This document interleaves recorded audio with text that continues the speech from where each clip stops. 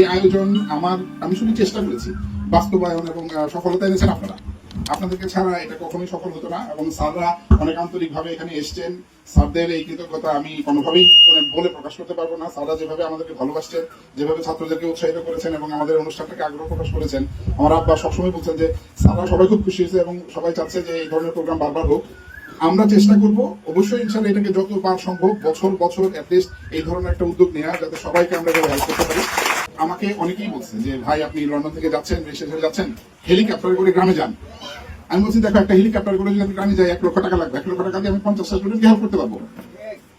আর আমার আব্বা শুরুতে সবার আগে বলছেন একটা বিষয়, যেটা হচ্ছে যে এটা এই অনুদান নেয়ার পিছনে লজ্জার কিছু নাই।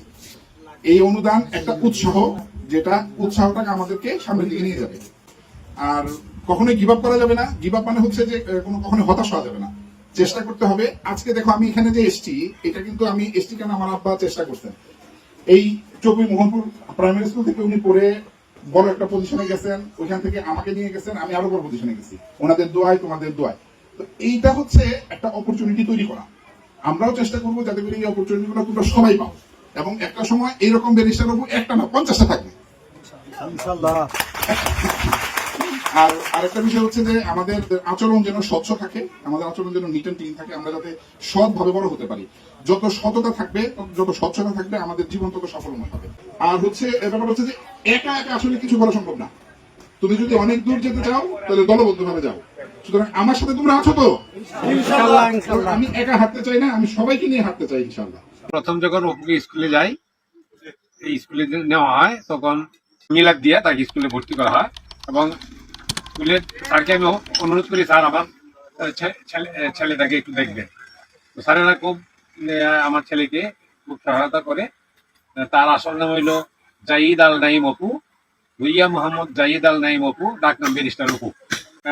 প্রথম অবস্থায় ময়মনসিংহ উপজেলার ঝিনাইগাতি উপজেলার সরকারি প্রাথমিক বিদ্যালয়ে উপজেলা সদরে ভর্তি করা হয় এবং সে ওইখানে ক্লাস 1 থেকে 12 ফার্স্ট হয়।